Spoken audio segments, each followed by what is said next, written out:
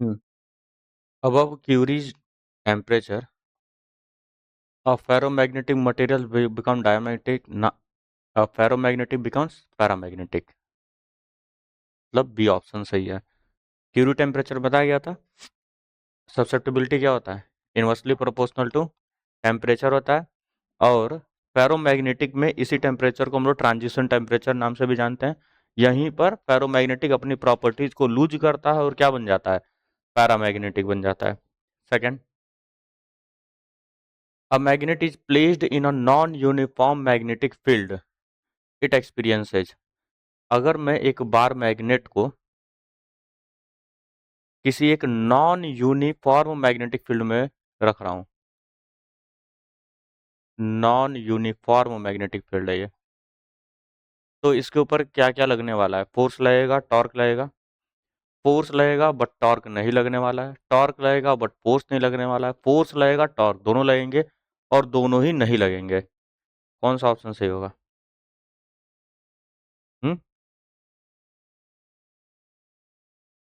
Force लगेगा, force लगेगा, और टॉर्क, टॉर्क लगेगा नहीं लगेगा? टॉर्क भी लगेगा इसके ऊपर। ठीक है, देखो यहाँ पे इस वाले एंड पर ज्यादा फोर्स होगा, एम बी की इंटेंसिटी ज्यादा होगी क्योंकि यहाँ पे इंटेंसर लाइंस है। यहाँ पर एम बी वीक होगा। सही है, सपोज करो यहाँ पे 10 यूनिट है और यहाँ पे 5 यूनिट है, तो इसका जो 5 यूनिट है वो क्या बनाएगा? टॉर्क बनाएगा, और जो 5 यूनिट होगा वो किस में जाएगा? ट्रांसलेशन में जाएगा। ठीक है, तो कौन सा पाथ फॉलो करेगा अगर ये आगे मूव करना स्टार्ट करेगा? तो हेलिकल पाथ फॉलो करेगा ये। रोटेशन के साथ साथ ट्रांसलेशन भी होने वाला है यहाँ पे। Next, which of the following statements is correct? Magnetic field lines do not form close loop. Do not form लिखा है, जबकि हमको पता है कि क्लोज लूप फॉर्म करता है। इसका मतलब गलत है ये। Second, magnetic field lines start from north pole and at south pole of a magnet. North से स्टार्ट होता है और साउथ पे एंड कर जाता है। ठीक है, ये बात तो सही है, लेकिन अभी और पढ़ते हैं, हो सकता है इससे बढ़िया ऑप्शन मिल जाए हमको। The tangent at a point on a magnetic field line represent the direction of magnetic field at that point. ये बिल्कुल सही बात बोल रहा है। ठीक है, टू मैग्नेटिक फील्ड लाइंस में इंटरसेक्ट, ना कभी इंटरसेक्ट नहीं करते हैं, ये ऑप्शन भी गलत है। अब ये वाला गलत क्यों है? सेकंड ऑप्शन, स्टार्ट होता है नॉर्थ पोल से, बिल्कुल सही है। एंड होता है साउथ पोल पे, बिल्कुल सही है। लेकिन कहां पर ये होता है? आउटसाइड बार मैग्नेट होता है ये, या आउटसाइड सोलेनॉइड होता है ये। जबकि आउटसाइड वर्ड यूज ही नहीं किया इसमें। इसमें सिर्फ जनरल स्टेटमेंट लिखा है कि नॉर्थ पोल से स्टार्ट होगा, साउथ पोल जाकर टर्मिनेट कर जाएगा। जबकि इन साइड जो होता है वो उल्टा चलता है, साउथ टू नॉर्थ चलता है। ये स्पेसिफिक होकर के बात कर रहा है, जबकि हमको स्पेसिफिक पता है आउटसाइड में ये कहानी होती है। अगला, रिलेटिव परमेबिलिटी आयरन का है 5500। रिलेटिव परमेबिलिटी दिया गया 5500, और उसका ससेप्टिबिलिटी पूछ रहा है, निकालो।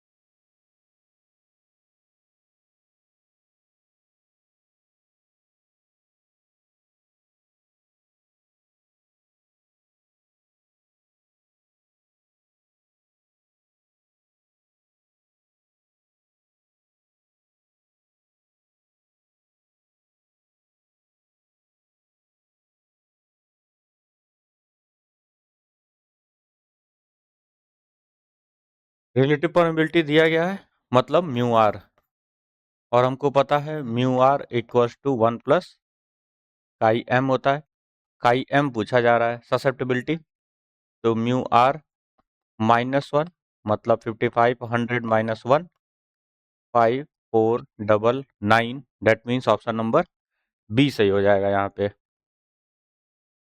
ये क्वेश्चन इंपॉर्टेंट है, इस तरह के क्वेश्चन पूछेगा वो। Next, which of the following is not correct about relative magnetic permeability? Relative magnetic permeability के बारे में कौन सा बात सही नहीं है? It is a dimensionless pure ratio, बिल्कुल सही बात बोल रहा है, डायमेंशनलेस होता है रिलेटिव परमेबिलिटी, क्योंकि रिलेटिव परमेबिलिटी क्या होता है हमारा, म्यू बाई म्यू नॉट, दोनों सेम नेचर है इसलिए कोई यूनिट नहीं होता है। For vacuum it's value is 1, बिल्कुल सही बात है, वैक्यूम के लिए क्या हो जाएगा, 1 हो जाने वाला है। पैरोमैग्नेटिक के लिए yes sir greater greater than 1 होता है।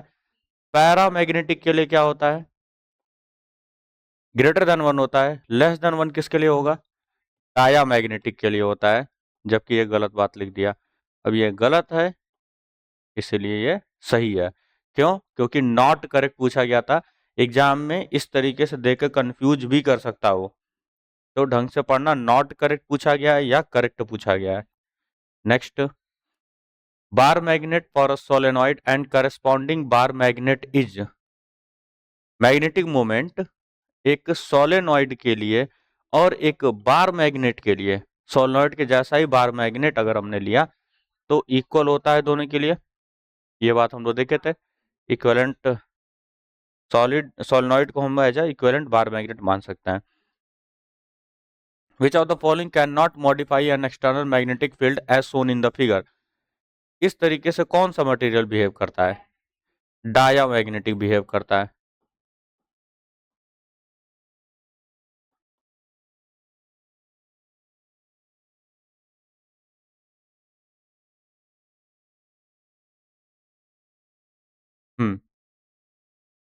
कॉपर होगा डायमैग्नेटिक, अच्छे से सोच लो पहले। निकल सिलिकॉन सोडियम क्लोराइड किस में जाएंगे ये, कॉपर कहाँ है हमारा, किस में, डायामैग्नेटिक में। इसमें जितने भी मटेरियल्स आएंगे सबका याद रखना कौन किस में लाई करता है। Next, which of the following has its permeability less than that of free space? Free space से कम किसकी परमेबिलिटी होती है, कॉपर क्या है, डायामैग्नेटिक। Aluminium paramagnetic. निकल पैरोमैग्नेटिक। सॉल्व करें। A bar magnet of magnetic moment of 50 I cap ampere metre square is placed along the x axis in the magnetic field B, vector दिया गया है हमको, टॉर्क पूछा जा रहा है, बताएं जल्दी। टॉर्क पूछा जा रहा है हमसे, और क्योंकि वेक्टर में दिया गया है तो torque tau is equal to हम लोग पढ़े हैं एम क्रॉस बी वेक्टर।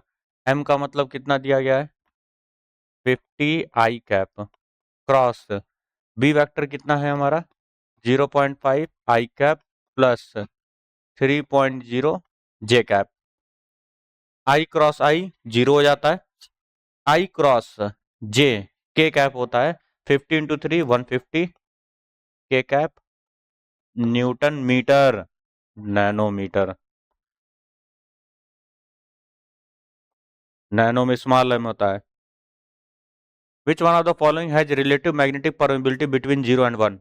0 और 1 के बीच में होने का मतलब क्या हुआ, कौन सा मटेरियल है, मैग्नेटिक परमेबिलिटी 0 और 1 के बीच में है, 0 और 1 के बीच में है, डायामैग्नेटिक। कौन है इन तीनों चारों में से, डाया मैग्नेटिक। वाटर है हमारा डायामैग्नेटिक, वाटर को अच्छे से याद रखना, वाटर कई बार पूछा गया है बोर्ड में।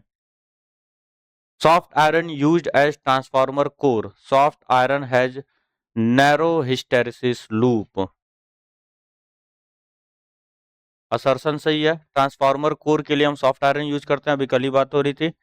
और क्यों यूज करते हैं, क्योंकि इसका हिस्टेरिसिस लूप नैरोअर होता है, मतलब लो हिस्टेरिसिस होता है इसका, मतलब असर्शन भी सही है, रीजन भी सही है और करेक्ट एक्सप्लेनेशन भी है। तो अगर ऑप्शन दिया गया होगा ए, तो ऑप्शन नंबर ए पर हम मार्क करके आगे बढ़ेंगे। Next, torque experience by the bar magnet is maximum when field is applied perpendicular to magnetic moment. Torque reason क्या दिया गया, torque on a bar magnet depends on the angle between applied magnetic field and magnetic dipole. ये बात सही है। Torque maximum होगा जब क्या, फील्ड जो है वो परपेंडिकुलर टू मैग्नेटिक मोमेंट हो जाता है। अभी अभी देखा हम लोगों ने, टाउ इज इक्वल टू क्या होता है, एम बी साइन थीटा। और अगर ये 90 डिग्री हो जाएगा तो ये पूरे की वैल्यू कितनी हो जाएगी, 1।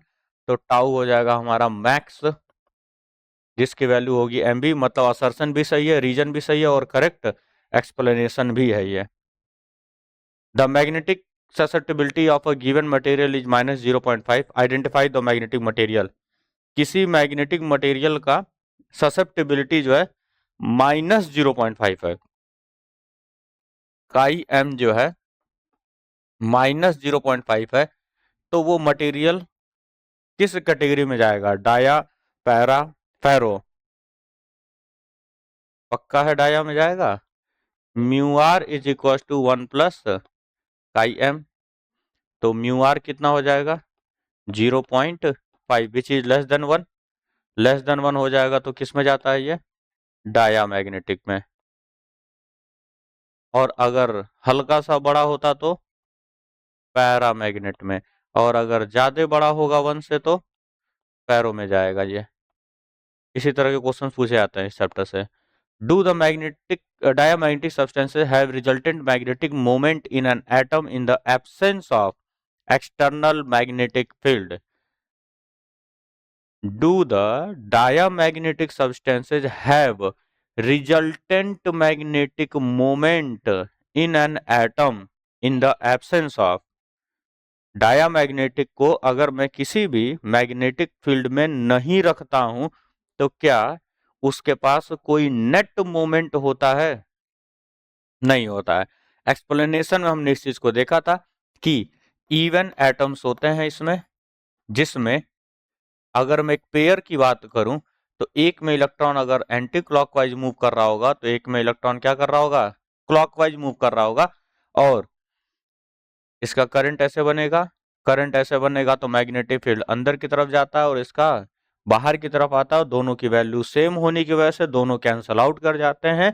इसका मतलब कोई नेट मैग्नेटिक मोमेंट नहीं होता है। और जैसे ही मैं एक्सटर्नल फील्ड में रखूंगा तो एक वीक मैग्नेटाइजेशन होगा इसका, एक वीक मैग्नेटिक फील्ड इंड्यूस होगा जो कि अपोजिट होता है किसके, एक्सटर्नल फील्ड के। एक्सप्लेनेशन में बताया गया था ये चीज। Differentiate between magnetic dipole and electric dipole. ये सारे प्रीवियस ईयर में पूछे गए थे और पूछे जा सकते हैं, ऐसे क्वेश्चन है इसमें। क्या है अंतर मैग्नेटिक डाइपोल में और इलेक्ट्रिक डाइपोल में, अंतर क्या है? दोनों सेम है, तो क्यों पढ़ते हैं फिर अलग अलग?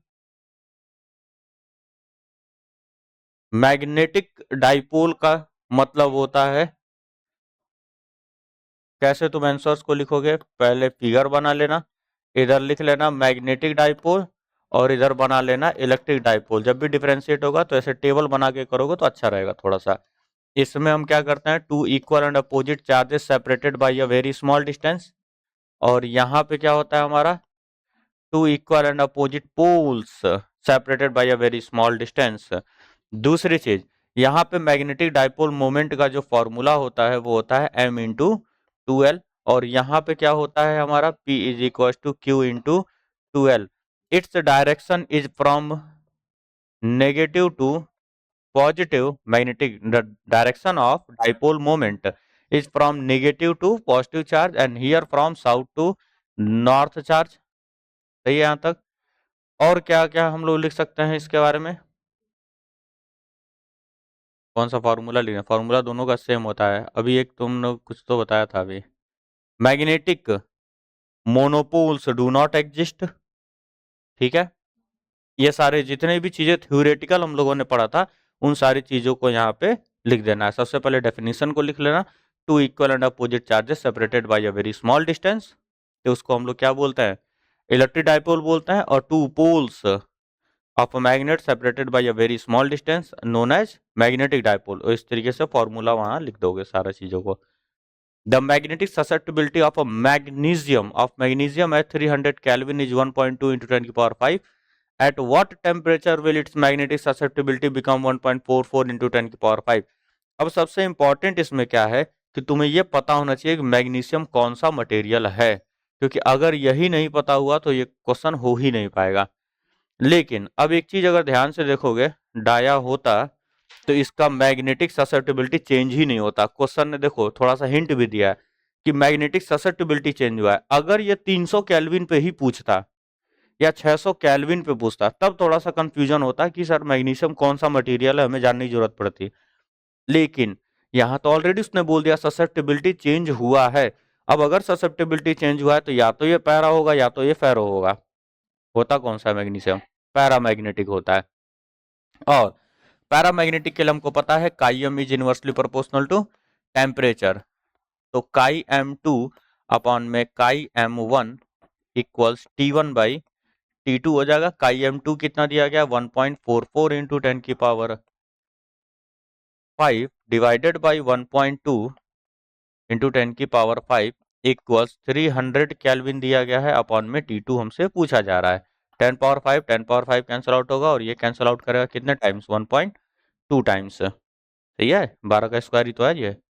तो T2 कितना हो जाएगा यहाँ से? फिर T2 विल बिकम्स 300/12 और इंटू 10 कर देते हैं डेसिमल हटा करके। अब अगर इसको कैंसिल आउट करोगे तो कितने टाइम्स कैंसिल आउट होगा? 2 टाइम्स, 5 टाइम्स। इसको कैंसिल आउट करोगे तो 50 हो जाएगा, मीन्स 250 कैल्विन। ये भी इंपॉर्टेंट क्वेश्चन है, बोर्ड में पूछा जा सकता है मैग्नीशियम करके। अब बोर्ड में देखो और किस तरीके से ये पूछ सकता है कि इस बार ये ना दे, पूछ ले, ठीक है, कि find the magnetic susceptibility at 250 kelvin. Question ऐसे पूछ सकता था 250 केल्विन। अब तुम्हें ये जानकारी होनी चाहिए कि कौन सा मटेरियल है फिर, क्योंकि अगर ये जानकारी नहीं हुई, अगर डायामैग्नेटिक होगा तो सेम ही रहने वाला है क्योंकि वो चेंज नहीं होता है, टेम्परेचर भी डिपेंड ही नहीं करता है। अगर पैरा या फेरो हुआ तो इनवर्सली प्रोपोर्शनल जाएगा। Next question, a uniform magnetic field gets modified as shown in the figure when two specimens A and B are placed in it। कौन से ये स्पेसिमेन है? ये वाला डायामैग्नेटिक है क्योंकि मैग्नेटिक फील्ड लाइंस क्या हो जाते हैं? बाहर से निकल जाते हैं। और ये क्या होगा हमारा? अब देखो कंफ्यूजन होता है पैरा होगा या फेरो होगा, तो यहां देखना ध्यान से, अगर इक्वली स्पेस्ड हुए तो हम किसके साथ जाएंगे? फिर पैरा के साथ जाएंगे। और अगर यही पास पास होता, बहुत ज्यादा पास पास होता, कंसंट्रेटेड होते बहुत ज्यादा, तो किस में जाते हैं? फेरो के साथ जाते हैं हम लोग। ठीक है, तो पैरामैग्नेटिक एंड डायामैग्नेटिक पहले का पता चल गया। Specimen A is diamagnetic material and specimen B is paramagnetic material. आगे क्या पूछा है? How is the magnetic susceptibility of specimen different from that of specimen specimen A different from specimen B. A और बी में क्या अंतर है susceptibility के हिसाब से अगर बात की जाए तो? डायमैग्नेटिक का ससेप्टिबिलिटी कितना होता है? काईएम निगेटिव वैल्यू होती है और स्मॉल होती है, तो लिखोगे कि material A, the magnetic susceptibility of material A या specimen A is a small negative value. ठीक है, has a small negative value. And paramagnetic क्या लिखेंगे? Small positive value. इसका क्या होगा? काईएम जो होता है वो स्मॉल पॉजिटिव होता है और इसका क्या होगा? स्मॉल नेगेटिव होगा। In what way is the behavior of a diamagnetic material different from that of paramagnetic when kept in an external magnetic field? अगर मैं एक एक्सटर्नल मैग्नेटिक फील्ड में डायामैग्नेटिक और किसको, पैरामैग्नेटिक को अगर रखता हूं तो उनका बिहेवियर में क्या अंतर होगा? दोनों के बिहेवियर में क्या अंतर होने वाला है? डायामैग्नेटिक में जो मैग्नेटिक फील्ड इंड्यूस होगा वो बहुत वीक होगा और अपोजिट डायरेक्शन में होगा। feebly magnetized in opposite direction of external field। feebly magnetized in opposite direction। और पैरामैग्नेटिक क्या होता है?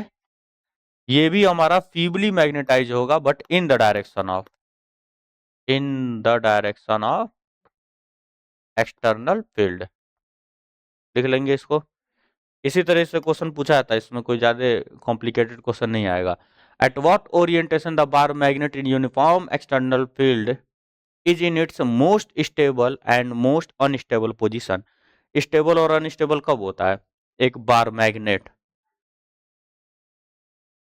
स्टेबल इक्विलिब्रियम और अनस्टेबल इक्विलिब्रियम किस टॉपिक में पढ़े थे हम लोग? पोटेंशियल एनर्जी से हम बताते हैं। और अगर मैंने बार मैग्नेट को कहाँ रखा है, थीटा इक्वल्स 0 डिग्री पे अगर रखा हुआ है तो कितना होता था potential energy? U equals to minus M B cos theta होता था क्या?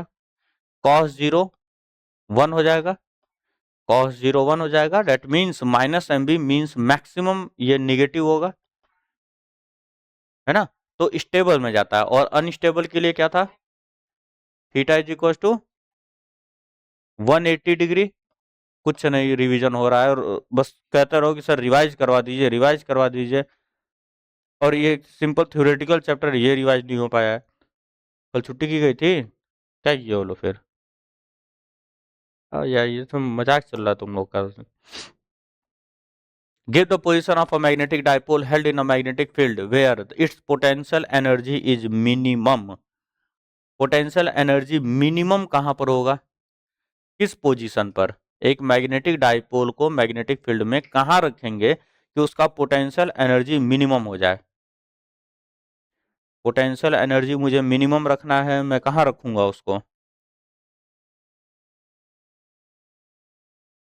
अभी अभी बात हुई है यहाँ पे।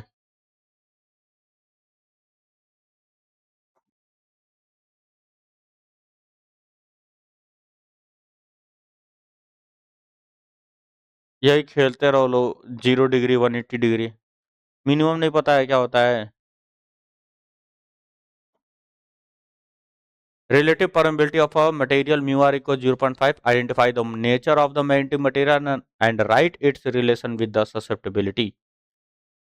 मैग्नेटिक परमेबिलिटी दिया गया है 0.5। कौन सा मटेरियल है ये?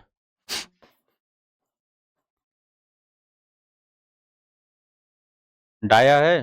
क्यों डाया है ये? क्योंकि ये लेस देन 1 है, तो डाया मैग्नेटिक हुआ। और इसका रिलेशन लिखना है हमें, किसका? रिलेटिव परमेबिलिटी का रिलेशन मुझे बताना है ससेप्टेबिलिटी से। तो क्या होता है, mu are equals 1 plus I M. चाहो तो काई एम निकाल करके भी दिखा सकते हो, 0.5 ही आएगा वो। Distinguish between diamagnetic and ferromagnetic material in terms of susceptibility. Susceptibility के टर्म्स में अंतर क्या होता है एक डायामैग्नेटिक और एक फेरोमैग्नेटिक में? पैरा नहीं पूछा है, फेरो पूछा है। ससेप्टेबिलिटी डायामैग्नेटिक का ससेप्टेबिलिटी कितना होता है? डायामैग्नेटिक का जो ससेप्टेबिलिटी होता है वो स्मॉल नेगेटिव वैल्यू होती है, और पैरा या फेरो का काइम जो होता है वो बहुत बड़ा बड़ा बड़ा 1 होता है, मीन्स पॉजिटिव वैल्यू होता है। पॉजिटिव लिखो यहाँ पे, पॉजिटिव होता है। दूसरा, their behaviour in a non uniform magnetic field. Uniform होना चाहिए था यार, नॉन यूनिफॉर्म लिख दिया है। हाँ तो ये बताओ उसका बिहेवियर क्या होगा नॉन यूनिफॉर्म मैग्नेटिक फील्ड में? नॉन यूनिफॉर्म फील्ड पूछा गया इसमें। इसमें बताया था डायमैग्नेटिक कहाँ मूव करता है? We move in decreasing direction, जहां पे डिक्रीज कर रहा होगा, इन डिक्रीजिंग फील्ड डायरेक्शन। और फेरो कहाँ मूव करता है? वीकर टू स्ट्रॉन्गर, मतलब इंक्रीजिंग फील्ड डायरेक्शन में। डायग्राम भी बना के दिखाया था, जिसको ये कही थी इरेज मत करिए। इधर की तरफ डायग्राम बनाया था जिसको मैं मिटाया, तो ये बोला कि कढ़ाई जैसा था उसमें। तो तुम मजाक बना कर बोले तुम लोग पढ़ाई को 1 नंबर पे। कढ़ाई में मूव कर रहा था वो और वहां नॉन यूनिफॉर्म मैग्नेटिक फील्ड था। वहां बना के बताया था इस तरीके से होगा। ये नॉन यूनिफॉर्म मैग्नेटिक फील्ड है। अगर मैं इसको पैरामैग्नेटिक रखता हूँ तो ये किधर भगेगा? डिक्रीजिंग डायरेक्शन में, जिधर कम होगा फील्ड। और फेरो होगा तो किधर भगेगा? इन द डायरेक्शन, जिधर की तरफ फील्ड इंक्रीज कर रहा होगा। ये नॉन यूनिफॉर्म के लिए है, यूनिफॉर्म में मूव नहीं करता है, यूनिफॉर्म में मूव नहीं करेगा, नॉन यूनिफॉर्म में मोशन होता है। अभी भी बताया हूं, पहला क्वेश्चन वही था कि अगर एक नॉन यूनिफॉर्म फील्ड में रखते हैं तो फोर्स भी एक्सपीरियंस करेगा और टॉर्क भी एक्सपीरियंस करता है वो। Next, magnetic needle has magnetic moment 6.7 into 10 की power -2 ampere metre square and moment of inertia is 7.5 into 10 की power -6 kg metre square. Its perform 10 oscillations in 6.7 second. What is the magnitude of the magnetic material? Notes का ही question है ये, बताएं जल्दी। Question में क्या क्या चीजें दी गई हैं? मैग्नेटिक मोमेंट दिया गया है, मीन्स कैपिटल एम, 6.7 into 10 की power -2 ampere metre square. And moment of inertia दिया गया है आई, 7.5 into 10 की power -6 kg metre square. And it perform 10 oscillations in 6.7 second. 10 oscillations में इसको लग रहे हैं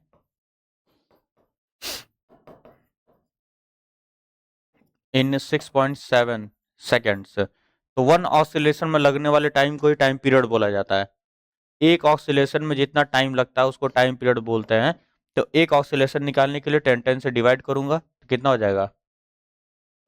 6/7 इज इक्वल टू 0.67 सेकेंड। ठीक है, मैग्नेटिक फील्ड पूछा गया है। जब भी मोमेंट ऑफ इनर्शिया का जिक्र कर दे और टाइम पीरियड का जिक्र कर दे तो यही फॉर्मूला हमारा होता है 2π√/I/mb। तो एन आई ए कहाँ से लगा रही थी? करंट दिया इसमें कहीं पर, या आई मान लो करंट है, रेडियस कहीं दिया है, एरिया कैसे निकालोगे तुम? 2π√I/mb। फॉर्मूला ही नहीं याद हो रहा है तो बताओ कैसे तुम लोग सवाल लगाओगे? और ये क्वेश्चन आने के चांसेस ज्यादा हैं। रूट आई का मतलब है 7.5 इंटू 10 की पावर -6 अपॉन में एम। डाइपोल मोमेंट दिया गया है 6.7 मल्टीप्लाइड बाई 10 की पावर -2 और होता है नीचे बी, और हमसे ये बी पूछा जा रहा है। ठीक है, यहां तक तो स्क्वायरिंग बोथ साइड कर ले। स्क्वायरिंग बोथ साइड किया जाएगा तो ये हो जाएगा 0.67 का स्क्वायर इक्वल्स 2 पाई का होल स्क्वायर मतलब 4 pi square multiplied by 7.5 into 10 की पावर -6 डिवाइडेड बाई 6.7 इंटू 10 की पावर -2 इंटू बी। ठीक है, 67 का स्क्वायर कितना हो जाएगा? 67 का स्क्वायर हो जाएगा 36, 49, 7,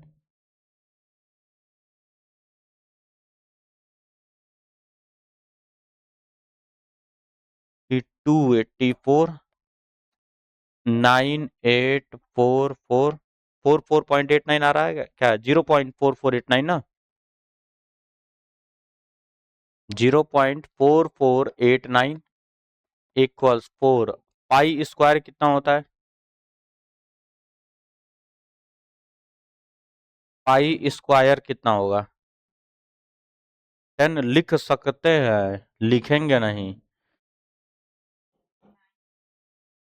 9.68 मल्टीप्लाइड बाई पाई स्क्वायर याद रखो लो, 7.5 इंटू 10 की पावर -6 अपॉन में 6.7 इंटू 10 की पावर -2 बी। तो मैग्नेटिक फील्ड कितना हो जाएगा अब? बी इक्वल्स, ये उधर जाएगा, ये सारी चीजें नीचे आएंगी। 4 मल्टीप्लाइड बाई 9.68 इंटू 7.5 इंटू 10 की पावर -6 अपॉन में 0.4489 मल्टीप्लाइड बाई 6.7 इंटू 10 की पावर -2। ठीक है, अब इसको सॉल्व करना बहुत हेक्टिक हो जा रहा है ना। यहाँ कैसे छोड़ दोगे तुम बीच में? हाँ, हाँ, तो यहाँ तक छोड़ोगे तो 3 नंबर या 3.5 नंबर दिया जाएगा, 1 नंबर कट जाएगा, क्योंकि फाइनल आंसर कोट करना आवश्यक है। अब इसको सॉल्व करने के लिए राउंड ऑफ कर सकते हैं हम लोग, राउंड ऑफ करके इसको सॉल्व किया जाएगा। अब देखो 4 है तो 4 ही रहेगा, 9.68 को 10 लिख दिया जाए, मल्टीप्लाइड बाय 7.5, 7.5 को 7.5 को 7.5 ही रहने देना, क्योंकि 8 कहाँ से लिख दोगे, लो बिल्कुल सेंटर में बैठा हुआ है तो, हाँ, अब इसको भी बढ़ाओगे, इसको भी बढ़ा दोगे, तो चाहो तो 8 लिख लो, लेकिन आंसर फिर ज़्यादा वेरी करेगा फिर। 10⁻⁻6 अपॉन में, क्योंकि 7.5 तो ईजी था कैलकुलेशन में, इसको मैं 0.5 लिख सकता हूँ, मल्टीप्लाइड बाय 6.7 को 7 लिखा जा सकता है, इंटू 10⁻²। अब देखो क्या होगा, इसको मत बढ़ाओ, क्योंकि ये बिल्कुल सेंटर में बैठा हुआ है ना ये 7.5, तो ज़्यादा हमारा गड़बड़ी कर देगा।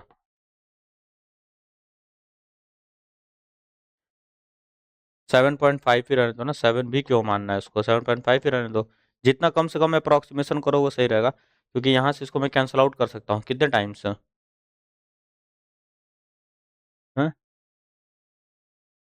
105 बोल रही थी तो 1.5 कहाँ से आ जाएगा, डेसिमल यहाँ भी है, डेसिमल यहाँ भी है, 15 चौके 60 होता है, और यहाँ पे कितना लिखा है, 7 लिखा हुआ है, और ऊपर हम लोग राउंड ऑफ किए थे, तो ऊपर जो है 60, और नीचे भी हम लोग राउंड ऑफ करके बढ़ाए हैं वैल्यू को, यहाँ भी बढ़ाएं यहाँ बढ़ाएं, तो ये लगभग इसी के बराबर ही होगा सॉल्व करोगे तो। और इसको अगर देखा जाए पावर में, तो -5 है, ऊपर जाएगा ये -3 बनाएगा, और 15 जगह 60 आ रहा था, -2 हो रहा था, तो इसको घर बैठ करके गुणा भाग करना, 0.01 टेस्ला आता है, 0.01 टेस्ला, लगभग वैल्यू उतनी रहेगी, अप्रोक्सीमेट लिख सकते हो तुम आंसर, बोर्ड में अप्रोक्सीमेट आंसर अलाउड है कि अप्रोक्सीमेट आंसर लिखा सकता है, यहाँ ब्रैकेट में लिख लेना अप्रोक्स इतना आएगा, क्योंकि यहाँ इस तरीके से ही वैल्यू को दिया गया था। अब अगर बोर्ड में ये देता है तो थोड़े से कैलकुलेशंस को इजी करके देगा वो, ठीक है, थोड़ा सा इजी देगा ताकि तुम इजीली उसको सॉल्व कर सको, तरीका यही है, फॉर्मूला ये लगाना, उसको बाद हमें सिंप्लीफाई करके दिखाना है। What is the name given to the curves the tangent to which at any point gives the direction of the magnetic field at that point, उस कर्व को क्या नाम देते हैं जिसके किसी भी पॉइंट पर अगर मैं टेंजेंट बनाता हूं तो वो मैग्नेटिक फील्ड को रिप्रेजेंट करता है, उस कर्व का क्या नाम है?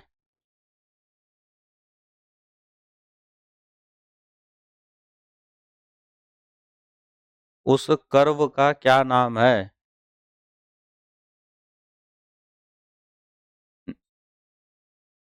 मैग्नेटिक फील्ड लाइंस, डेफिनेशन यही था पूरा,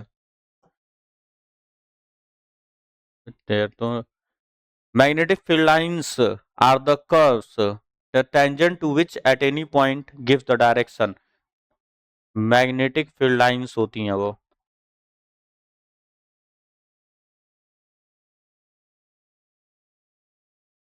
डेफिनेशन उसका याद आ नहीं रहा है समय पे, 3 घंटा ले रहे हो उसको याद करने में। Can two such curve intersect each other, नहीं कर सकते इंटरसेक्ट, क्यों नहीं कर सकते हैं, जस्टिफाई योर आंसर, क्योंकि अगर वो इंटरसेक्ट करेगा तो एक पॉइंट पे 2 डायरेक्शंस होंगे विच इज इम्पॉसिबल। लंबा क्वेश्चन है, पढ़ें और सॉल्व करें। A circular coil of 16 turns, circular coil है जिसमें 16 टर्न्स है, रेडियस बोला गया है 10 सेंटीमीटर, तो इसको 10 की पावर कितना लिख सकते हैं, 10 सेंटीमीटर को मीटर में लिखना है, जब 0.1 मीटर होगा। कैरिंग अ करंट आई दिया गया है 0.75 एम्पियर,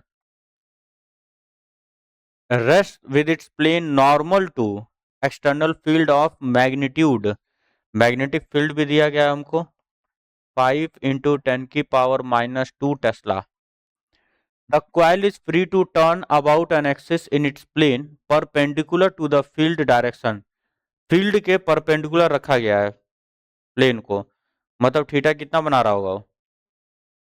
0 डिग्री। कहाँ रखा गया है इसमें? क्वायल है एक, इस तरीके से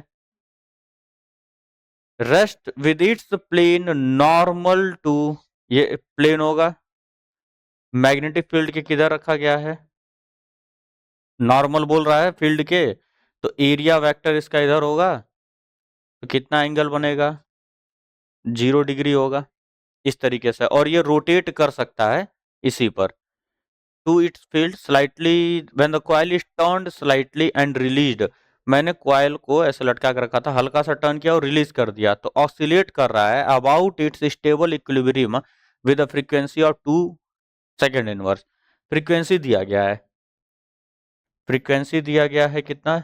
2 सेकेंड इनवर्स। तो टाइम पीरियड कितना हो जाएगा फिर यहाँ से? टाइम पीरियड 1/f होता है, तो 1/2 मतलब 0.5 सेकेंड होगा। कितना टाइम पीरियड है? और पूछा क्या जा रहा है हमसे? Moment of inertia. और मैंने अभी बताया तुमको, जब भी क्वेश्चन में मोमेंट ऑफ इनर्शिया और टाइम पीरियड दिख जाए तुमको, तो फॉर्मूला तो वही लगेगा, T इक्वल्स 2 पाई √I/mb। टाइम पीरियड दिया गया है, करंट दिया गया है, m मोमेंट ऑफ इनर्शिया दिया गया है, नहीं पूछा जा रहा है ये, इसी को तो पूछा जा रहा है। b दिया गया है, अब m भी नहीं है मेरे पास, दो दो अननोन हो जा रहे हैं। तब तक मैंने देखा कि एक कॉयल है ये, और कॉयल में हमको पता है m जो होता है वो NIA होता है, तो NIA से मैं क्या करूंगा? मोमेंट निकालूंगा, डाइपोल मोमेंट। ठीक है, n की वैल्यू कितनी दी गई है? 16 मल्टीप्लाइड बाई 0.75। 0.75 को तुम और क्या लिख सकते हो? इन फ्रैक्शंस 3/4 लिखा जा सकता है, इनटू एरिया क्या होगा? पाई आर स्क्वायर होगा, तो पाई इंटू आर स्क्वायर का मतलब 0.1 का स्क्वायर लिखा जा सकता है। ये कैंसल आउट होगा 4 टाइम्स, कितना हो जाएगा? 12 इंटू पाई इंटू 0.01 होगा। पाई की वैल्यू होती है 3.14, 12 मल्टीप्लाइड बाई 3.14 इंटू 0.01, मल्टीप्लाई करो, क्या कट गया?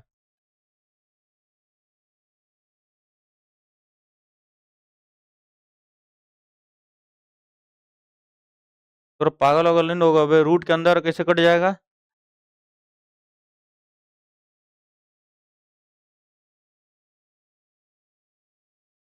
चलो देख रहे हैं कटेगा, कितना कट रहा है। स्क्वायर करोगे दोनों तरफ तो कितना हो जाएगा? ये T² equals 4 pi square into I/mb। Time period कितना बोला गया था? 0.5। 0.5 को 1/2 लिखा जा सकता है।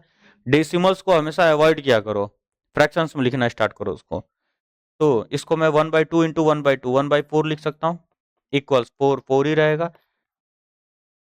पाई स्क्वायर है मल्टीप्लाइड बाई आई पूछा गया है हमसे, m कितना हो जाएगा? 12 पाई इंटू 0.01 और मल्टीप्लाइड बाई मैग्नेटिक फील्ड कितना दिया गया है? 5 इंटू 10⁻²। कितना दिया गया है? अब पाई से पाई कैंसल आउट हो जाएगा, 4 से कैंसल आउट होगा 3 टाइम्स। ठीक है, यहाँ तक।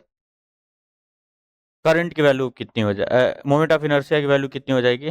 क्रॉस में जाएगा ये, 3 multiplied by 0.01 multiplied by 5 multiplied by 10⁻², divide by 4, और एक पाई भी ऊपर। सही यहाँ तक। पाई की वैल्यू पुट कर लेते हैं अब,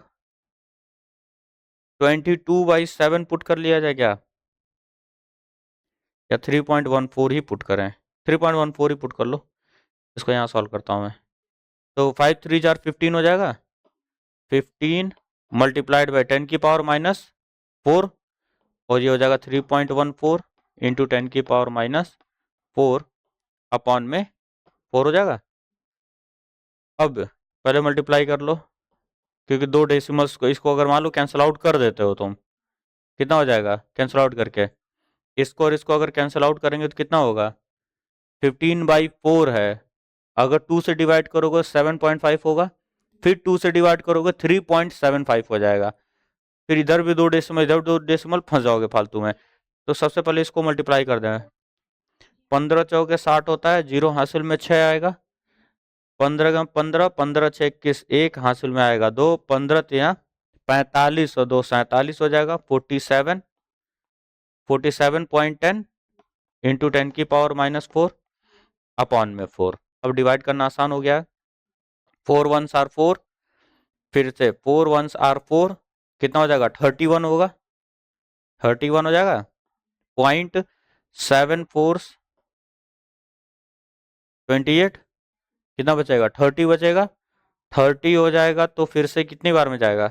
7 टाइम्स फिर से जाएगा, इंटू 10⁻⁻4। और पूछा गया था मोमेंट ऑफ इनर्शिया, तो kg metre square. 11.77 into 10⁻⁻4, 11.77 into 10⁻⁻4 kg metre square. अगर ये क्वेश्चन इस तरीके से आता है तो याद रखना कैलकुलेशन तो लेंदी होगा थोड़ा सा, क्योंकि स्क्वायर रूट बैठा हुआ है, ठीक है। और पूछा भी जा सकता है, पूछा गया है, पिछला वाला जो क्वेश्चन था वो पूछा गया था बोर्ड में, तो ये भी पूछ सकता है वो। Next question, if chi stand for the magnetic susceptibility of a given material, identify the class of the material for which। 0 से -1 किसका होता है ससेप्टिबिलिटी? डायामैग्नेटिक के लिए, डायामैग्नेटिक के लिए होता है। ये बहुत फेवरेट क्वेश्चन है, ये बोर्ड का है, इसको याद रखना। पीवाईक्यू उठा के देख लो, बार बार ये क्वेश्चन पूछा जाता है। 0 से एप्सिलन, एप्सिलन का मतलब है स्मॉल पॉजिटिव नंबर, तो 0 से लेकर के स्मॉल पॉजिटिव होता है किसमें? पैरा में। और अगर लार्ज पॉजिटिव होता तो पैरोमैग्नेटिक हो जाता है वो। Next question, define magnetic susceptibility, कर लोगे define. Name 2 elements, one having positive susceptibility and other having negative susceptibility. Negative मतलब डायामैग्नेटिक है, एग्जाम्पल हो जाएगा वाटर, एयर, ग्लास, ये सारे हो जाएंगे डायामैग्नेटिक। और पॉजिटिव ससेप्टिबिलिटी किसका होता है? पैरामैग्नेटिक का एंड फेरो का भी होता है, क्योंकि इसमें कहीं नहीं लिखा है स्मॉल पॉजिटिव। तो तुम दोनों में से किसी का भी एग्जांपल देकर के आ सकते हो, कोशिश करना एक एक दोनों का दे जाओ, ठीक है। पैरामैग्नेटिक में एल्यूमिनियम दे सकते हैं एग्जांपल में, फेरो में आयरन दे सकते हैं। What does negative susceptibility signify? Negative susceptibility क्या बताता है? रिलेटिव परमेबिलिटी हमारा कितना होगा? 1 से कम होगा, और उसके बाद से क्या होगा कि अपोजिट डायरेक्शन में क्या होता है हमारा? मैग्नेटिक फील्ड इंड्यूस होता है, उसी चीज को लिखना है यहाँ पे। नेक्स्ट है, a bar magnet of magnetic moment 6 joule per tesla is aligned at 60 degree with a uniform external magnetic field of 0.44 tesla. Calculate work done in turning the magnet to अलाइंग इट्स मैग्नेटिक मोमेंट। सबसे पहला normal to the magnetic field, second opposite to the magnetic field, और उसके बाद से torque बताना है। निकालने फटाफट जल्दी जल्दी। अब जो देखो नेक्स्ट क्वेश्चन जो बोर्ड पूछ सकता है इंपॉर्टेंट में, वो ये वाला है। न्यूमेरिकल में अगर जाते हैं हम लोग, न्यूमेरिकल पार्ट्स में ये क्वेश्चन जरूर पूछ सकता है तुमसे, और ये नोट्स में भी है, इस तरह क्वेश्चन नोट्स में करवाया गया है। मैग्नेटिक मोमेंट क्या होता है हमारा? 6 जूल पर टेस्ला है, और एक्सटर्नल फील्ड थीटा दिया गया है इनिशियली। इनिशियली का मतलब थीटा 1, थीटा 1 कितना है? 60 डिग्री है कि नहीं है? थीटा 1 इनिशियल जो है एंगल हमारा 60 डिग्री है, और मैग्नेटिक फील्ड कितना है हमारा? 0.44 Tesla. Magnetic field is 0.44 Tesla. और हमसे पूछ रहा है सबसे पहले वर्क डन बताओ, तो वर्क डन हमने पढ़ा था माइनस का mb cos θ2 माइनस cos θ1, पढ़े थे ये बात। तो सबसे पहले क्या पूछ रहा है, normal to the magnetic field. जब हमने मैग्नेट को कहाँ अलाइन किया है, मैग्नेटिक फील्ड के नॉर्मल, तो अगर मैग्नेटिक फील्ड हमारा इधर की तरफ जा रहा था सपोज डैट, तो मैग्नेट हमारा किस तरीके से है, इस तरीके से है। सपोज डैट ये साउथ है ये नॉर्थ है, तो दोनों के बीच में एंगल कितना बन रहा है, 90 डिग्री बन रहा है, क्योंकि एंगल किसका देखते हैं हम लोग, एम और बी के बीच का, ठीक है। और magnetic dipole moment south to north जाता है, ठीक। तो पहला केस जो हमारा पूछा गया है, पहले केस में थीटा कितना हो जाएगा, 90 डिग्री होगा। तो माइनस का M B cos 90 degree minus cos 60 degree होगा, क्योंकि इनिशियली कहाँ पे था वो, 60 डिग्री पे था। तो -6 multiplied by 0.44 cos 90 0 minus cos 60 1/2, ठीक है। माइनस से माइनस कैंसिल आउट हो जाएगा, 3 हो जाएगा यहाँ पे, और 3 से जब मल्टीप्लाई करेंगे तो 132 होगा, पॉइंट में 1.32 जूल हो जाएगा। सेकेंड केस में क्या बोला गया हमसे, कहाँ रखना है उसको, opposite to the magnetic field. Opposite to the magnetic field का मतलब कितना हो जाएगा, थीटा टू 180 डिग्री हो जाएगा। तो अगेन वैल्यूज को अगर मैं पुट करता हूँ तो कितना हो जाएगा, माइनस का M B cos 180 degree minus cos 60 degree. Cos 180 कितना होता है भैया, माइनस का 1, और कॉस 60 कितना बताए थे, -1/2 हो जाएगा। ये माइनस माइनस अगेन ये कैंसिल आउट होगा, 3/2 हो जाएगा यहाँ पे ये, ठीक है। तो अगेन क्या हो जाएगा, 6 इंटू 0.44 इंटू 3/2, तो अगेन कितना होगा, ये इसी में 3 का गुणा कर ले सीधा, 3 टाइम्स कर देते हैं, तो 3 टाइम्स कर दूंगा तो कितना होगा, 3.96 जूल हो जाएगा ये। अब पूछा जा रहा है टॉर्क बताओ in the final orientation in case second. Torque निकालने के लिए हमको पता है क्या होता है, M B sine theta. Angle कितना हो जाएगा, 180 पे कितना होता है साइन 180, 0 हो जाता है। तो साइन 180 0 होगा, तो इसका मतलब ये कितना हो जाएगा, 0 हो जाने वाला है। नेक्स्ट क्वेश्चन बताएं, ये बढ़िया क्वेश्चन है। चलो देखो यहाँ पे बता रहा हूँ सब। क्यूरीज लॉ का प्रूफ नोट्स में करवाया गया है, और एक स्टेप हम लोग ला कर रखे थे कि I/H is inversely proportional to temperature. ये बात हम लोग किए हैं प्रूफ, ठीक है। I क्या होता है हमारा, M/V होता है कि नहीं, magnetic dipole moment per unit volume. और H क्या होता था हमारा, B/μ0 होता था कि नहीं, बोलो। H यही पढ़े हम लोग, डायरेक्टली प्रोपोर्शनल टू 1/T। अब इस क्वेश्चन को अगर ढंग से पढ़ते हो, a sample of paramagnetic salt contains this much atomic dipoles, इतने उसके अंदर क्या है, एटॉमिक डाइपोल्स हैं, और एक का डाइपोल मोमेंट है इतना, समझ रहे हो बात को, एक डाइपोल मोमेंट, एक एटम का डाइपोल मोमेंट इतना है, और एटम्स हैं कितने, इतने। The sample is placed under a homogeneous magnetic field of 0.84 tesla, सही है। 0.84 टेस्ला में हमने इसको प्लेस किया, and cooled to a temperature of 4.2 kelvin. The degree of magnetic saturation achieved is equal to 20%। Magnetic जो सैचुरेशन हुआ है उसके अंदर, या मैग्नेटिक जो मोमेंट, एक यूनिट वॉल्यूम में कितना मैग्नेटिक मोमेंट होता था ये हम लोग देखते थे। तो ये क्या है, एम का मतलब क्या हुआ कि कितना मैग्नेटाइजेशन हो पाया उसका, कितने डाइपोल्स अलाइन हुए हैं। तो कितना बता रहा है, 20%। मैग्नेटिक सैचुरेशन कितना हुआ है उसका, सिर्फ 20% ही मैग्नेटिक सैचुरेशन हो पाया है, मतलब 20% जो एटम्स थे वही अलाइन हुए थे उधर, सही। What is the total dipole moment of the sample for a given magnetic, for a magnetic field of 1 Tesla और टेम्परेचर 2.1 केल्विन पे पूछ रहा है कि ये जो कहानी बोली गई थी वो कितने पे थी, 0.84 टेस्ला और 4.2 केल्विन पे थी कहानी।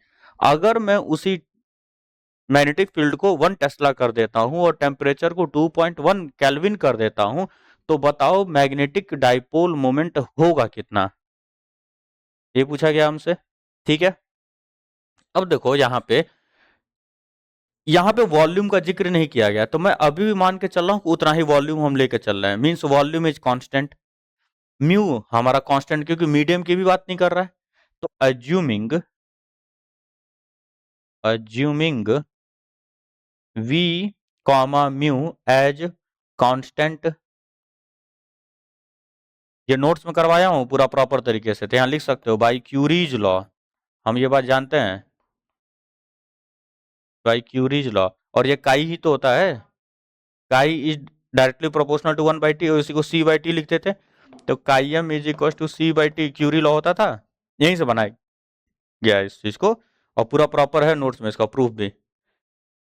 तो v और म्यू को मैं हटा सकता हूं, तो मेरे पास क्या बचेगा, m/b is directly proportional to 1/t बोला जा सकता है। सही है यहां तक। अब हमें करना क्या है कि m2/b2 whole divided by m1/b1 ratio लेना है कि नहीं। तो ये क्या हो जाएगा, t1/t2 हो जाएगा कि नहीं हो जाएगा, बोलो हो जाएगा ना, इनवर्सली प्रोपोर्शनल है, तो m2 तो t2 नीचे चला गया, m1 तो t1 ऊपर चला आया। ठीक है, थोड़ा सा और इसको रीअरेंज कर लें, तो क्या हो जाएगा, ये m2/m1 into b1/b2 is equals to t1/t2, ये हो जाएगा। अब देखो हमारे पास क्या है, b1 b2 है, b1 ये हो गया, b2 ये हो गया, t1 हो गया, t2 भी हो गया हमारे पास, और m2 तो पूछा ही जा रहा है। m1 पहले अब निकाल लेते हैं। m1 का मतलब क्या होता है, मैग्नेटिक डाइपोल मोमेंट इनिशियली कितना था, तो 20% ही सैचुरेशन हो पाया था, तो 20% ऑफ किसका, जितने डाइपोल्स थे, है ना, इतने नंबर ऑफ एटम्स थे, और एक का डाइपोल मोमेंट इतना है, तो टोटल डाइपोल मोमेंट ये हो जाएगा, और उसका 20% ही क्या हुआ है, सेचुरेट हुआ है, तो उतना ही तो डाइपोल मोमेंट बनाया होगा। तो अब निकाल लेते हैं किसका, तो 2 × 10⁻24 मल्टीप्लाइड बाई 1.5 × 10⁻⁻23, ये क्या है, ये बता रहा है टोटल डाइपोल मोमेंट, लेकिन उसका 20% ही क्या हो रहा है, मैग्नेटिक डाइपोल मोमेंट अलाइंग हो रहा है। सही ना, तो चलो फिर सॉल्व कर लो इसको। 15 30 हो जाएगा, 360 इंटू 10⁻24 है, 10⁻⁻23 1 होगा, और ये डबल जीरो है नीचे, 10 होगा और नीचे डबल जीरो है, तो 6 हो जाएगा, क्या 6 हो जाएगा वैल्यू। यहाँ पर चुका देते हैं वैल्यू को ला करके। m2 पूछा गया है हमसे, अपॉन में 6 इंटू b1 दिया गया है 0.84 टेस्ला, है ना, अपॉन में b2 जो बोला गया है 1 टेस्ला, इक्वल्स टेम्परेचर 1 बोला गया है 4.2 केल्विन, और अपॉन में 2.1 केल्विन। अच्छा, कल को अगर टेम्परेचर वो डिग्री सेंटीग्रेड में दे देता है, तो चेंज जरूर कर लेना केल्विन में, ठीक, केल्विन में करके ही सॉल्व करेंगे हम इसको। अच्छा, कितने टाइम सही है, 2 टाइम सही है, कितने टाइम सही है,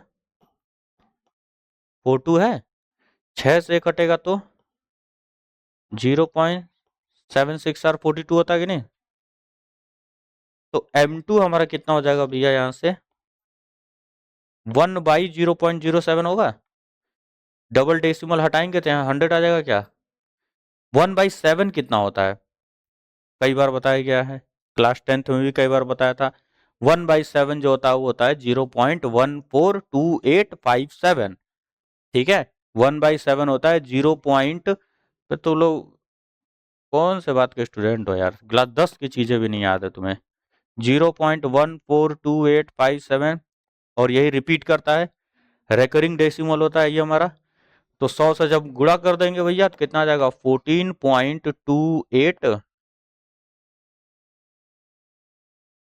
क्या पूछा गया था, मैग्नेटिक मोमेंट, तो 14.28 मैग्नेटिक मोमेंट का यूनिट कितना होता है, मैग्नेटिक डाइपोल मोमेंट का यूनिट कितना होता है,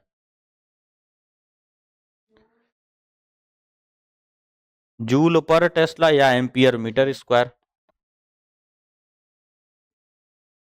हम्म, जूल पर टेस्ला होगा या तो एम्पियर मीटर स्क्वायर हो जाएगा। समझ में आया। देखो, two identical bar magnets P and Q, ये बार मैग्नेट है पी और ये बार मैग्नेट है Q, are placed in two identical uniform, कहाँ रखा गया है, यूनिफॉर्म मैग्नेटिक फील्ड्स में रखा गया है, justified at the both magnets are in equilibrium, क्या दोनों इक्विलिब्रियम में है, देखो साउथ टू नॉर्थ हमारा मैग्नेटिक डाइपोल मोमेंट का डायरेक्शन होगा, और ये हमारा एक्सटर्नल मैग्नेटिक फील्ड है, साउथ टू नॉर्थ हमारा डाइपोल मोमेंट होगा, और ये हमारा एक्सटर्नल फील्ड है, यहाँ पे थीटा कितना बन रहा है, 0 डिग्री बन रहा है, मतलब पोटेंशियल एनर्जी क्या होगा, माइनस का एम बी हो जाएगा, ठीक है, और यहाँ पर थीटा कितना बन रहा है, 180 डिग्री हो रहा है, 180 डिग्री, कितना हो जाएगा, प्लस का एम बी होगा, अरे अंदर ही मैग्नेट अंदर ही रखा जाएगा। दूसरी चीज, अब सबसे पहले पूछा जा रहा है justified at the both magnets are in equilibrium, ये जस्टिफाई कैसे करोगे तुम, दोनों के दोनों एंगल से नहीं होता है जस्टिफाई, इक्विलिब्रियम का मतलब क्या होता है, इक्विलिब्रियम का मतलब क्या होता है, हम्म, इक्विलिब्रियम का मतलब क्या होता है,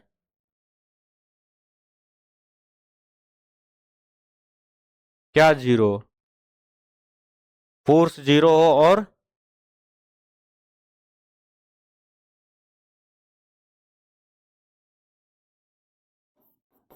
आप कभी ये एक चीज नहीं लिखवाए हैं, आज तक नहीं लिखवाए हैं कभी भी, कि नेट फोर्स जीरो हो जाए बस,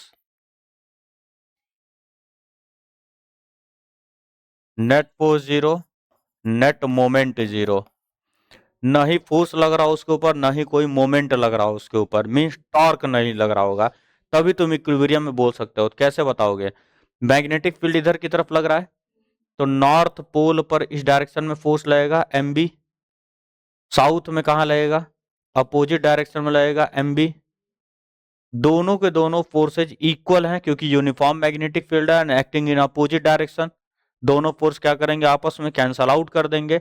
अब क्योंकि ये मैग्नेटिक फील्ड से ही अलाइंग है तो टॉर्क भी लगने वाला नहीं है, टॉर्क तभी लगता है जब फोर्स क्या हो, परपेंडिकुलर डिस्टेंस से सेपरेटेड होगा, जबकि दोनों सेम डायरेक्शन में है तो फोर्स भी जीरो होगा। सिमिलरली नॉर्थ पे लगेगा M B in the direction of magnetic field, south पे कहाँ लगेगा, opposite to the direction of magnetic field, again ये दोनों फोर्सेस क्या है, opposite in nature but equal in magnitude, दोनों एक दूसरे को कैंसल आउट करेंगे, और क्योंकि ये लाइन ऑफ एक्शन पे है मैग्नेटिक फील्ड के तो कोई भी टॉर्क नहीं लगाएंगे, इसका मतलब ये कहां पर है, इक्विलिब्रियम में, तुम्हें लिखना पड़ेगा कि since both the force and torque are zero therefore magnets P and Q are in equilibrium, justify करने के लिए बोला गया है, सबसे पहले उसको तुम्हें जस्टिफाई करना पड़ेगा, उसके बाद बताना है कौन सा स्टेबल है और गिव योर रीजन, तो हमारा ये वाला Q वाला क्या है, स्टेबल है क्योंकि ये क्या है, इन the direction magnetic dipole moment is in the direction of external magnetic field, इसीलिए वो क्या है हमारा स्टेबल इक्विलिब्रियम में है। Draw diagrams to depict the behavior of magnetic lines near a bar of copper and aluminium and mercury cooled to a very low temperature 4.2 Kelvin। जरा बनाए तो सब लोग डायग्राम देखें। जितने मटेरियल्स का यहाँ जिक्र हो रहा है सबका रट के रखना क्लासिफिकेशन, क्योंकि मोस्ट रिपीटेड है। कॉपर इज डायामैग्नेटिक, कॉपर क्या होता है हमारा, डायामैग्नेटिक होता है, तो फील्ड लाइंस क्या होंगी, इसको बाहर से ही निकल जाएंगे, ऐसे आकर के ऐसे फील्ड लाइंस इसकी जाने वाली हैं, ठीक है, इस तरीके से बनेगा हमारा कॉपर के लिए। एल्यूमिनियम कौन सा मटेरियल होता है, पैरामैग्नेटिक होता है, पैरामैग्नेटिक होगा, तो क्या होने वाला है, इन साइड से जाएगा कि नहीं, इन साइड से जाएगा लेकिन उतना ज्यादा कॉन्सेंट्रेटेड नहीं होगा, इन साइड से पास होगा फील्ड लाइंस, कुछ ऐसे निकल जाएंगे बाहर से भी, कुछ इस तरीके से होगा क्योंकि ये पैरामैग्नेटिक है। अब मर्क्यूरी की कहानी ऐसी है कि मर्क्यूरी जो होता है, कंडीशन दिया गया cooled to a very low temperature, जैसे ही इसको लो टेम्परेचर पे हम करेंगे तो ये एक सुपर कंडक्टर हो जाता है, मर्क्यूरी को अगर लो टेम्परेचर तक हम इसको बहुत लो टेम्परेचर कर देते हैं तो मर्क्यूरी बिकम्स सुपर कंडक्टर। और सुपर कंडक्टर जो होता है वो किस प्रॉपर्टी को फॉलो करता है? परफेक्ट डायामैग्नेटिक हो जाता है। ये क्या हो जाएगा? परफेक्ट डायामैग्नेटिक लिखवाया गया था। The most exotic diamagnetic materials are super conductor. तो मर्क्यूरी का भी कुछ इसी तरीके से डायग्राम बनेगा हमारा, क्योंकि वो भी क्या हो जाएगा? डायामैग्नेटिक हो जाने वाला है जब टेम्परेचर को मैं बहुत ही क्या कर दूंगा? कम कर दूंगा। ठीक है। A hypothetical bar magnet AB is cut into two equal parts. Now, one part is now kept over the other so that the pole C2 is above C1. If M is the magnetic moment of the original magnet, what would be the magnetic moment of the combination so formed? बताएं क्या बोला गया हमसे? एक hypothetical बार magnet है, ठीक है। Suppose date ये हमारे पास एक बार मैग्नेट था जिसको मैंने क्या किया? इक्वल पार्ट्स में कट किया। Suppose that it is our north pole and this is our south pole. इसको बिल्कुल सेंटर से मैंने क्या कर दिया? कट कर दिया। अब जैसे ही मैंने कट किया, है ना, तो ये कैसा बन गया होगा? इस तरीके से हो जाएगा। और ये वाला दूसरा पार्ट, ठीक है, ये नॉर्थ रहेगा उसका और ये साउथ रहेगा। Magnetic monopoles does not exist, इसका मतलब ये साउथ हो जाएगा और ये क्या हो जाएगा? नॉर्थ हो जाएगा। आगे क्वेश्चन में क्या बोला गया है? One part is now kept over the other so that the pole C2 is above C1। ये जहां से कटा है हमारा, ये C1 है और ये क्या है हमारा? C2 है। तो अब मैंने इसे मैग्नेट्स को कैसे अलाइन किया है? कुछ इस तरीके से। ये नॉर्थ था और ये साउथ था C1 का, और C2 जस्ट इसके ऊपर आया है, ठीक है। C2 क्या हो गया? इसके जस्ट ऊपर आ गया। C2 जस्ट ऊपर आया तो C2 की जगह क्या है? नॉर्थ है और यहाँ पे क्या है?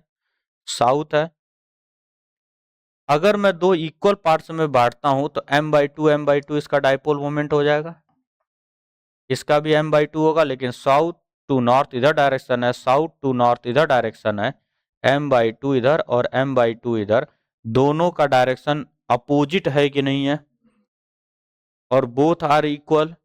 तो नेट डाइपोल मोमेंट पूछा गया है कि नहीं? What would be the magnetic dipole or the combination. इस कॉम्बिनेशन का कितना हो जाएगा? एम नेट कितना हो जाएगा? 0 हो जाएगा, क्योंकि एक राइट साइड में जा रहा है और एक लेफ्ट साइड में जा रहा है। अच्छा, एक तुमसे पहले भी एक क्वेश्चन पूछा जा चुका है बोर्ड, इसमें नोट्स में भी है उसी हमारे, कि अगर एक मैग्नेट ऐसे रखा मैंने और एक मैग्नेट को मैंने ऐसे रख दिया, है कि नहीं ऐसा क्वेश्चन नोट्स में? तो इसका मैग्नेटिक मोमेंट बताना है मुझे। इसका लेंथ है L और इसका भी लेंथ है L। पोल स्ट्रेंथ है स्मॉल m, इसका पोल स्ट्रेंथ स्मॉल m। ये हमारा है नॉर्थ, इसका हो गया साउथ, और इसका हो गया नॉर्थ, और इसका हो गया ये साउथ। तो इस अरेंजमेंट का कितना डाइपोल मोमेंट होगा? ये साउथ और नॉर्थ है तो दोनों आपस में क्या हो जाएंगे? कैंसल आउट हो जाएंगे क्या? इसको मैं हटा ही देता हूं। कुछ इस तरीके का हमारा ये अरेंजमेंट है। तो इसका नेट डाइपोल मोमेंट कितना होगा इस अरेंजमेंट का? नोट्स रिवाइज कर रहे हो तुम लोग? नोट्स के क्वेश्चन लग ही नहीं रहे हैं। अगर नोट्स का एक भी क्वेश्चन छोड़े लो तो मैं बिल्कुल गारंटी लूंगा ही नहीं। इसके भले तुम छोड़ दो एक आध। अभी जो कराया जा रहा है, नोट्स में जितने क्वेश्चन दिए गए हैं वो सारे के सारे स्पेसिफिक टू बोर्ड्स हैं। हाई लेवल भी है और लो लेवल भी है उसमें क्वेश्चन। डाइपोल मोमेंट होता है कितना है? m/12 होता है कि नहीं? 12 का मतलब क्या होता है? Length between both the poles. तो इस पोल से इस पोल का डिस्टेंस √12 होगा कि नहीं होगा? तो और पोल स्ट्रेंथ कितना m है, तो डाइपोल मोमेंट कितना हो जाएगा? m/√12। किसी भी अरेंजमेंट में पूछा जा सकता है तुमसे। और ये क्वेश्चन नोट्स में ही है, नोट्स भी रिवाइज नहीं हो रहा तुम्हारा। A steady current of 2 ampere flows through a circular coil having 5 turns of radius 7 centimeter. The coil lies in the xy plane with its center at the origin. Find the magnitude and direction of the magnetic dipole moment of the coil. अब ये तो मत गलत करना भाई। Question में है steady current of 2 ampere, तो करंट हमसे बोला जा रहा है 2 ampere, flows through a circular coil having 5 turns of radius 7 centimetre, तो 7 इंटू 10 की power -2 metre. The coil lies in the XY plane with it centre at the origin. तो हमसे बोला गया है कि magnitude and direction of the magnetic dipole moment. ठीक है, मैग्नेटिक डाइपोल मोमेंट किसी भी सर्कुलर क्वाइल का होता है वो NIA होता है। N दिया गया है 5, करंट दिया गया है 2, रेडियस दिया गया तो मैं पाई R स्क्वायर कर सकता हूँ। R स्क्वायर मतलब 7 इंटू 10 की पावर -2 का स्क्वायर। अब बचपन से हम लोग ये बात पढ़ते हुए आ रहे हैं कि अगर कभी भी रेडियस 7 का मल्टीपल दिया गया हो तो 22/7 रख लिया करो। 7 इंटू 7 इंटू 10 की पावर -4 हो जाएगा। 7 विल गेट कैंसल्ड आउट, ये हो जाएगा 154 और ये हो जाएगा 10, तो 154 इंटू 10 की पावर -4, 10 की पावर -3 हो जाएगा, मीन्स आंसर होगा 0.154। यूनिट क्या होगा? Ampere metre square, 0.154। ठीक है, अब बाकी के जो क्वेश्चंस हैं ये तुम्हारा होमवर्क में रहेगा, लगाते रहना लो। Bar magnet of magnetic moment 5 ampere metre square is 20 centimetre long, calculate its pole strength, निकल जाएगा। मैग्नेटिक मोमेंट दिया गया है, कैपिटल M दिया गया है और M इंटू 2L होता है कि नहीं। और क्या पूछा जा रहा है? 20 सेंटीमीटर दिया गया है, ये पूछा गया है, ये भी चीज दिया है, ये भी चीज दिया गया है। ये 2L ही है, ये डबल मत कर देना इसको। ठीक है, what is the magnitude of the equatorial and axial field due to a bar magnet? पता है, एक्सियल पे होता है 2m by mu naught by 4 pi 2m by r cube होता है। कहाँ पर? एक्सियल पर। और इक्वेटोरियल पे कितना हो जाता है फिर? Mu naught by 4 pi m by r cube हो जाता है। सारी वैल्यूज दी गई हैं, वैल्यू सब्सटीट्यूट करेंगे, आंसर आएगा। A short bar magnet placed with it axis making an angle theta making an angle theta with a uniform external field B vector experiences a torque tau. What is the magnetic moment of the magnet? निकाल लोगे, homework है ये सब करके आना है। Closely bound solenoid of 800 turns and area of cross section दिया गया हमको, carries current 3, associated magnetic moment पूछा जा रहा है, ये भी हो जाएगा, NIA है, simple. A solenoid has a core of a material with relative permeability of 500. The windings of the solenoid are insulated from the core and carry a current of 2 ampere. If the number of turns is 100 per meter, 1000 per meter, then find the magnetization. करेंगे क्या ये वाला? क्या homework में दिया जाए इसको भी? करना, फिर होमवर्क में देखते हैं। फिर से मैग्नेटाइजेशन पूछा गया है, इंपॉर्टेंट क्वेश्चन है। ये वाला भी इंपॉर्टेंट था, पिछले वाला भी, क्योंकि इसमें मैग्नेटाइजेशन पूछा जा रहा है। ये भी इंपॉर्टेंट है, जरा देखें कैसे लगाते हो लोग। ठीक है, बस इतना था हमारा। तो ये चैप्टर भी हमारा कंप्लीट हो चुका है। नेक्स्ट अब स्टार्ट किया जाएगा फिर।